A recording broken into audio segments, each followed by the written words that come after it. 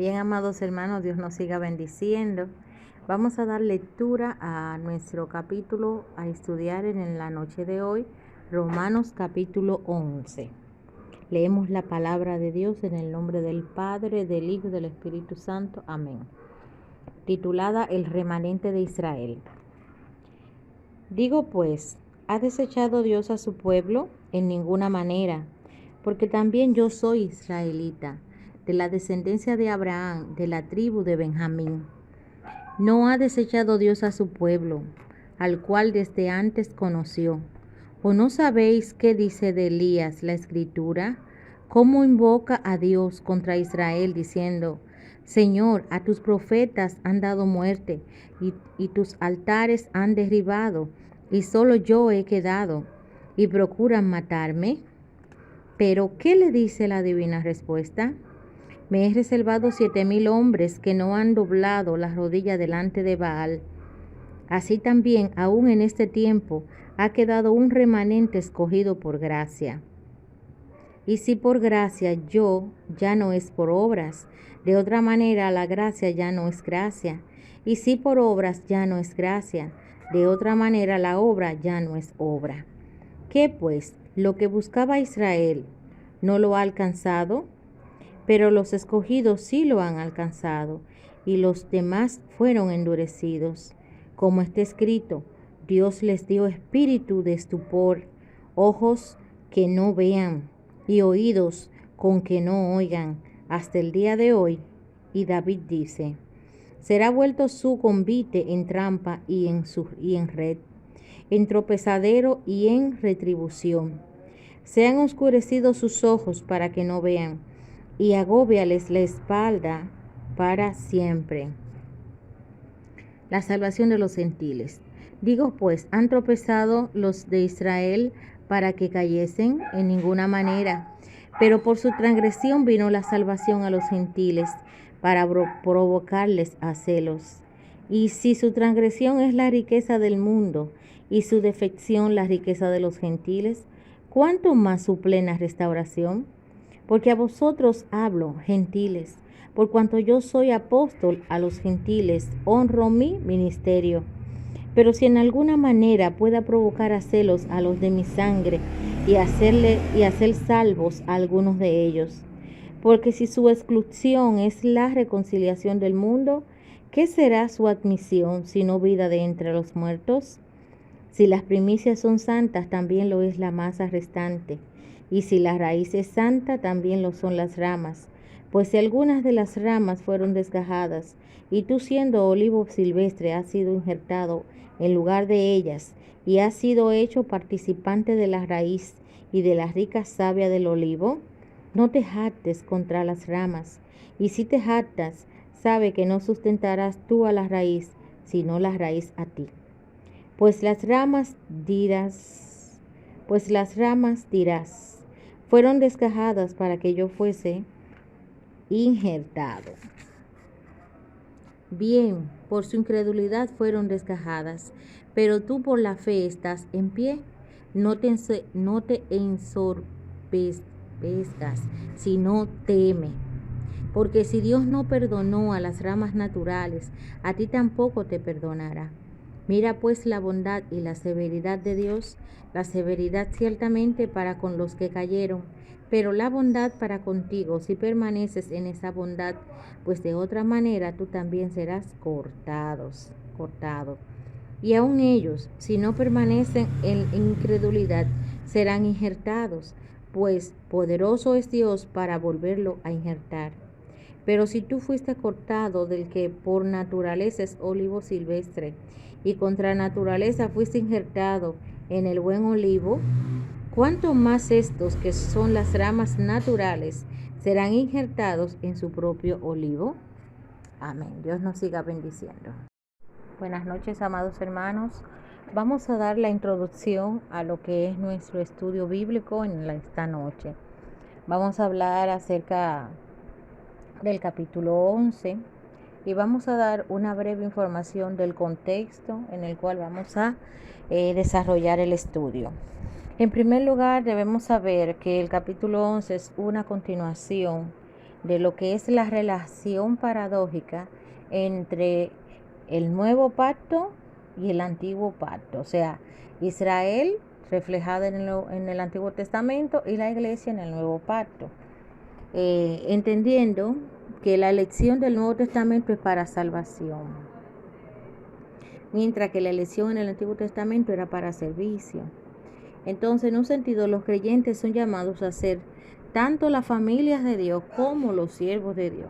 Podemos ver esto porque en el Nuevo Testamento se conjuga tanto el amor filial de Dios como su amor sacrificial. O sea, Dios busca que la iglesia sea la representante de Él en la tierra, o sea, el cuerpo de Cristo. Y tal como dijo nuestro Señor dijo, ejemplo os he dado para que como yo he hecho, vosotros hagáis. Porque yo no he venido para ser servido, sino para servir. La iglesia es un instrumento de Dios para servir al mundo.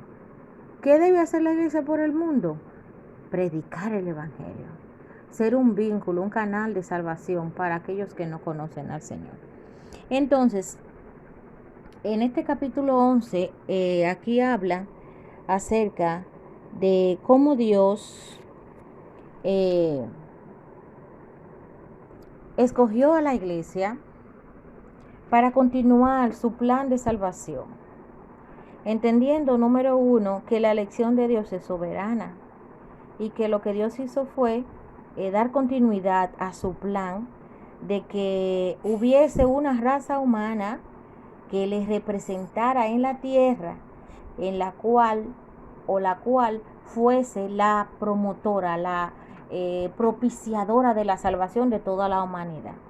Entonces, la elección no es una doctrina que excluye, más bien que incluye. ¿Por qué? Porque somos elegidos como cuerpo de Cristo, como iglesia del Señor, para salvación nuestra y de todo aquello que creen. Entonces, vamos a pasar a lo que es el desglose de lo que es el capítulo 11, del 1 al 6, del libro de Romanos. Dice, digo pues, ¿ha desechado Dios a su pueblo? En ninguna manera, porque también yo soy israelita de la descendencia de Abraham, de la tribu de Benjamín. No ha desechado Dios a su pueblo, el cual desde antes conoció. ¿O no sabéis que dice de ella la Escritura cómo invoca a Dios contra Israel, diciendo, Señor, a tus profetas han dado muerte y tus altares han derribado, y solo yo he quedado? Verso 6. Y si por la gracia ya no es por obra, de otra manera, la gracia ya no es gracia, y si por obras ya no es gracia. Entonces, ¿Dios ha desechado a Israel? No, Dios no la ha desechado. Porque hay que entender esta pregunta en el sentido correcto en que se hace. O sea, ¿fue decisión de Dios desechar a Israel? Claro que no, Dios no quería desechar a Israel. ¿Qué fue lo que puso a Israel en la condición en que estaba? Su endurecido corazón. Hay que entender que Dios respeta las decisiones que nosotros, los humanos, hacemos. Esa pregunta se podría poner como otro ejemplo diciendo, ¿condenó Dios a Judas? No, Dios no condenó a Judas. Lo que lo condenó fue su condición, su corazón endurecido y sus ojos puestos en las cosas materiales de esta tierra. Eso fue lo que llevó a Judas a la condenación. Entonces entendamos esta pregunta porque es importante, porque hay personas que no saben interpretarla, queriendo decir como que Dios desechó a Israel porque sí, no hubo una razón.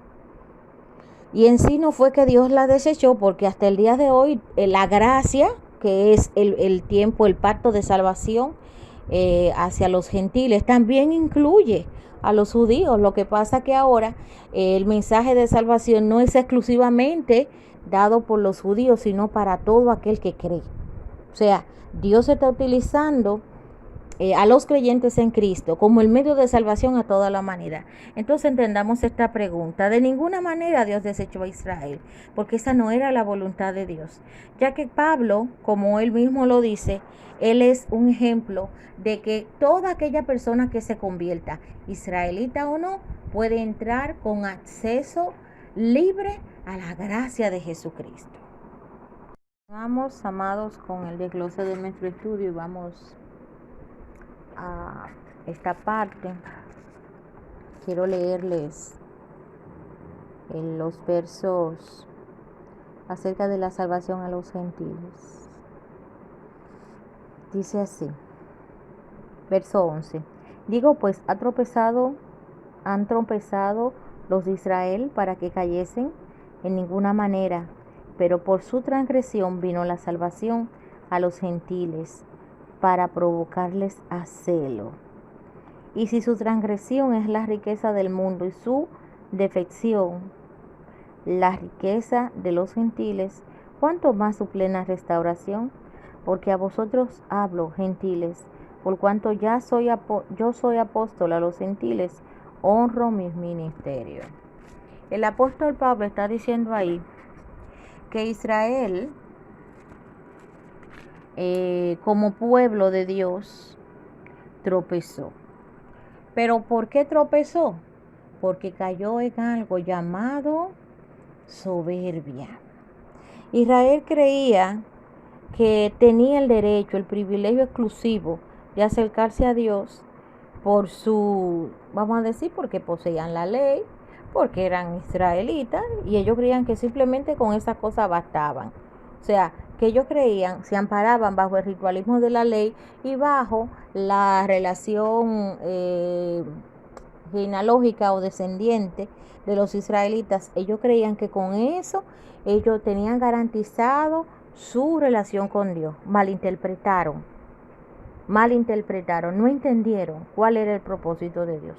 ¿Qué buscaba Dios con Israel? Dios buscaba de hacer a Israel un pueblo que le conociera de verdad, que no fuera como las naciones vecinas que estaban a su alrededor, que no fueran idólatras, que no fueran gente injusta, que fueran gente santa, apartada para Él, que conocieran a Dios de manera personal, individual. Esa es la grandeza del Evangelio. Entonces, por eso es que dice la Biblia que fueron endurecidos. Aquellos que no creyeron fueron endurecidos. ¿Por qué? Porque, ¿qué dice la palabra? Que por cuanto no quisieron escuchar a la verdad, vino un espíritu de error. Dios permite que venga un espíritu de error para que ya no crean, para que solo crean en la mentira. Entonces, ¿es Dios el que hace, el que excluye a la persona, o es la actitud de la persona con relación a Dios?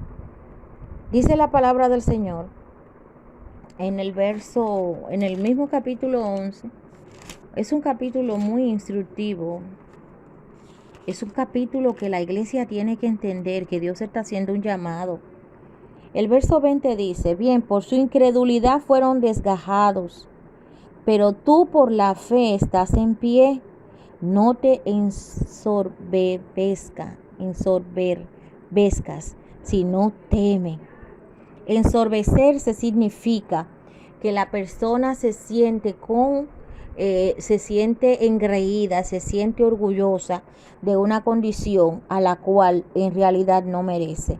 Porque si Dios no perdonó a las ramas naturales, a ti tampoco te perdonará. Mira pues la bondad y la severidad de Dios. La severidad ciertamente para con los que cayeron, pero la bondad para contigo si permaneces en esa bondad, pues de otra manera tú también serás cortado. Esto es una advertencia para la iglesia de hoy que tenemos que poner muy en práctica, amados hermanos.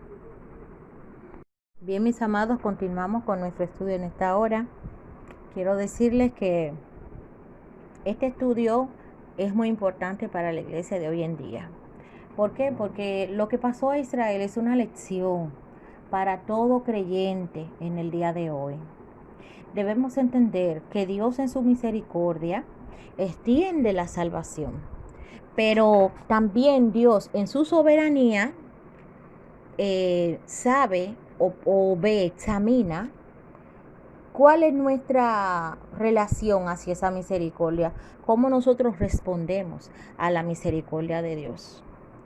De Israel podemos aprender varias cosas. Número 1, Israel fue un pueblo bendecido. ¿Por qué? Porque Dios peleó por ella en muchas ocasiones. Dios la sacó con mano poderosa de Egipto. Sobre Israel reposaron las promesas y las bendiciones de Dios. Mientras ellos se mantenían obedeciendo a Dios, que era la condicional para que la bendición de Dios estuviera en su vida, pues Dios cuidaba de ellos, le protegía, les guardaba. Y hasta el día de hoy esta nación ha sido guardada porque las promesas de Dios son fieles y verdaderas. Y porque Dios tiene un plan y un propósito de salvación con esta nación. Pero ¿qué tenemos que aprender de Israel? Que con Dios no se juega. Debemos aprender que esa bondad, esa misericordia, ese amor infinito de Dios también requiere de nosotros una respuesta. ¿Y cuál es la respuesta que tenemos que dar? No debemos dar la respuesta de Israel, porque Israel tomó el lado opuesto de lo que Dios quería. Ellos descuidaron el contenido y guardaron la forma. O sea, en Isaías 58 podemos ver cómo Dios hace un reclamo a que Israel se había apartado de él y ayunaban, ofrecían carneros engordados, hacían muchos rituales cumpliendo la ley, pero su corazón estaba apartado de Jehová. Esto nos enseña a nosotros que tenemos que cuidarnos de que nuestro corazón no se aparte de Dios. O sea que todo nuestro ser espiritual, mi cuerpo, debe estar integrado en lo que es la búsqueda de Dios. Debemos tener mucho cuidado, con Dios no se juega, con Dios no se relaja, a Dios se le obedece, a Dios se le respeta. No debemos caer en el libertinaje que han caído muchos y que por lo cual fracasó Israel. Que se creyó que Dios, claro que Dios lo había escogido como pueblo para extender su salvación a las naciones, pero ellos creyeron que ya tenían a Dios agarrado del brazo y que no importa lo que ellos hicieran, ya Dios no iba a reaccionar. Hay que tener cuidado como creyentes, porque Dios le va a dar a cada quien conforme a lo que haya sembrado. No podemos caer como los israelitas. Hay unos versículos aquí muy bonitos. Podemos entender algo. Dice, así también aún en este tiempo ha quedado un remanente escogido por gracia. Por gracia, ¿por qué? Porque está bajo el pacto de la gracia. O sea, Dios no excluye a todo aquel que venga a Él. Dios no saca a nadie de su redil. ¿Quién sale de su redil? El que por someterse a la carne, el que por hacer su voluntad, se aparta de Dios, se aparta de la palabra del Señor, entonces cae en lazo del enemigo. Y dice aquí, en el versículo 8, dice, como está escrito, Dios le dio espíritu de estupor, ojos con que no vean y oídos con que no oigan, hasta el día de hoy. O sea, ¿cómo reacciona el Señor ante la situación de orgullo, soberbia y de una conducta continua de menosprecio a la palabra de Dios? Dios lo endurece. Ya no oyen, ya no ven, ya no entienden. Y por más palabras que reciban, por más mensajes que reciban, ya no reaccionan. ¿Por qué? Porque están endurecidos.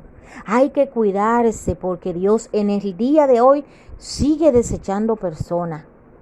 Hay que cuidarse que como creyentes no seamos desechados, no seamos de aquellos creyentes que se creen que están salvos, pero están alejados de Dios. Israel se creía la nación salva, Israel se creía la nación poderosa en Dios. Sin embargo, el Señor le dijo, ustedes lo que son unos sepulcros blanqueados. ¿Por qué? Porque guardaban la forma, pero no el contenido. Ya no amaban a Dios, ya no respetaban a Dios, ya no obedecían su palabra. ¿Qué es lo que hace que la iglesia sea el cuerpo de Cristo? Que se parezca a Él. Que seamos obedientes a su palabra, que seamos sumisos. ¿Usted cree que es justo que Dios tenga que estar rogando a nosotros? ¿Quiénes somos nosotros para que Dios esté detrás de nosotros? Como que nosotros somos lo importante y Dios es el que nos necesita. Aprendamos de la lección de Israel y no nos dejemos, amados hermanos, enredar por los afanes de esta vida. No nos enorgullezcamos, sino más bien temamos. Seamos humildes, seamos prudentes y vamos a aprender que aquello que le pasó a Israel no nos pase a nosotros. Bien, mis amados, nos quedamos en el versículo 22, donde dice: mirad pues la bondad y la severidad de Dios, la severidad ciertamente para con los que cayeron, pero la bondad para contigo si permaneces en esa bondad, pues de otra manera tú también serás cortado. Esto es una advertencia para el cristiano. Aunque ciertamente la gracia es un pacto donde Dios amplía su misericordia, donde Dios amplía su benevolencia hacia la humanidad, también es un pacto que requiere del hombre una respuesta y que tiene condiciones. O sea, la gracia exige condiciones de todo creyente. Aquí en el versículo 22 podemos ver donde Pablo está dando una advertencia a los creyentes de la gracia, haciéndole ver que enfaticemos la bondad y la severidad de Dios.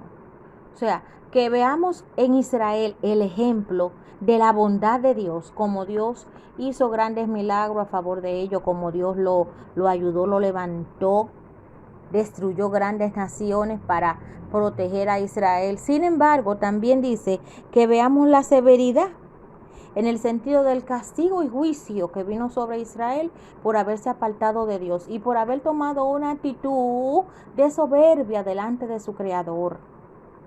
Y en esta parte yo quiero que hablemos acerca del temor reverente. ¿Qué es el temor reverente? El temor reverente del cristiano es el respeto que Dios se merece. Es la conducta correcta que yo debo tener delante de Dios. Hay personas que conocen tan poco a su Dios, que creen como que Dios es cualquier cosa, como que Dios se merece cualquier cosa y como que Dios lo va a aceptar cuando ellos le dé la gana. La Biblia dice en Isaías capítulo 55, del 6 en adelante: buscad a Jehová mientras pueda ser hallado, llamarle en tanto que está cercano. ¿Por qué dice la palabra de esta forma? Porque hay personas que no están entendiendo que Dios le está dando la última oportunidad. Hay personas que no están entendiendo que el hecho de estar en Cristo, Dios está extendiendo su mano de salvación y que si no toman en serio la salvación que Dios le está dando, automáticamente se van a condenar. No es la voluntad de Dios que ningún ser humano caiga bajo su juicio. Dios no quiere castigar a nadie, Dios no quiere que nadie se pierda, no es la voluntad de Dios. De hecho, el corazón de Dios se duele cuando se pierde un alma. Pero lo que Dios hizo con Israel es un ejemplo de lo peligroso que es jugar con Jehová. Lo peligroso que es descuidarnos de la gracia, descuidarnos de este pacto de salvación. Lo peligroso que es menospreciar la palabra de Dios. Y tal vez usted dirá: no, pero yo no menosprecio la palabra de Dios. Le voy a explicar qué significa esto. Menospreciar la palabra de Dios significa no darle importancia, no tomarlo en serio, no darle a Dios la credibilidad que sus palabras merecen. El temor reverente requiere del cristiano que haya una actitud de obediencia incondicional. Hay personas que, porque no ven a Dios, porque realmente Dios es espíritu, no lo podemos ver, creen como que Dios pueden hacer lo que quieran, cuando quieran y como quieran. Aunque la iglesia no se está congregando físicamente, pero estamos en el espíritu unido a través de este canal llamado WhatsApp. Estamos dando culto a Jehová. Hay personas que toman este tiempo a veces, y si usted no es de ese grupo, espero que se mantenga así. Toman este tiempo para cualquier cosa menos para darle honra al Señor. Y Dios mirando eso. Y Dios viendo cómo se relaja con su tiempo. ¿Usted se atrevería a relajar delante de su superior? Si usted lo estuviera viendo físicamente, usted se atrevería a barajar su tiempo de trabajo, hacer cualquier otra cosa, pero dedicarle el tiempo que usted tiene destinado a su trabajo, a lo que debe hacer. ¿Haría usted eso si usted pudiera ver a su jefe delante de usted? Entonces yo pregunto a mis hermanos, ¿haríamos nosotros lo mismo si viéramos a Dios frente a nosotros? ¿O le daríamos el respeto, la obediencia y el lugar que Él se merece? Debemos entender que aquí todo es por fe. Todo es por fe. Pero sí hay evidencia de cuál debe ser, o sea, qué quiere Dios de nuestra vida, cuál debe ser la actitud. El temor del creyente debe ser un temor de respeto a Dios y de respeto a su tiempo. Dios quiere que se le respete. ¿Por qué? Porque cuando irrespetamos a Dios, estamos menospreciándolo, no amamos a Dios. De hecho, Jesús dijo que el verdaderamente le ama es el que guarda sus mandamientos, sus palabras. Dios espera que el creyente en la gracia no tome la gracia de Dios, esta libertad que tenemos del pecado, como causa para ocasión de la carne. Todo lo contrario, debemos usar esa libertad que Dios nos ha dado para expandir el reino de Dios, para nosotros como cristianos profundizar nuestra fe en Él. Debemos entender, amados, que Dios es amor, pero Dios es fuego consumidor. Hebreos 12:29 dice eso. Entonces, como creyentes debemos darle a Dios un respeto, una admiración. Debemos darle a Dios su espacio, respetar su tiempo, porque esto es lo que nos identifica como verdaderos siervos de Dios. Fíjense que simplemente Dios no nos llama siervo, Dios nos llama hijo. O sea que lo que Dios busca en el creyente es un nivel de relación de tal profundidad que ame a Dios de todo corazón, tal como los hijos deben amar a sus padres. Así espera Dios que nosotros le amemos a Él, le amemos con gratitud, le amemos con reverencia y que no confundamos una cosa con la otra. Ciertamente Dios es bueno, inmensamente bueno, pero hermano, Dios es severo. A la hora de Dios castiga fuerte. Aprendamos de los israelitas, mis hermanos. Por eso Pablo lo dice, que nosotros no nos debemos atar, sino temer. Temer, o sea, mantener la actitud de respeto que Dios espera. Porque si no tememos a Dios, entonces nos convertiremos en el otro pueblo que cayó por su soberbia. Porque déjenme decirle, hermano, hay mucha gente que solo tienen el nombre de creyente, pero hace tiempo que ya no son nada. Hace tiempo que ya no son nada. Cuando yo preparaba este estudio, Dios me motivaba a decir esto. Y yo decía, Señor, pero qué palabras tan duras, hermano. Pero yo siento que la iglesia necesita volver al primer amor. La iglesia necesita volver al primer amor, volver a la oración de devoción, volver a acercarse a Dios con hambre, con sed, que no caigamos en el ritualismo vacío y sin propósito que cayeron los israelitas, hermanos, donde simplemente hacían las cosas por hacerlas, pero su corazón estaba lejos de ahí. No caigamos en esa trampa, hermano. Es una trampa mortal que debemos evitar a toda costa. Porque el deseo de Jehová es que seamos hijos cercanos, hijos de Él, pero hijos que evidencien su gracia. Gente que sea testigo de lo maravilloso que es Dios, de las grandes obras y milagros que Dios quiere hacer en nuestra vida. Así que Dios nos bendiga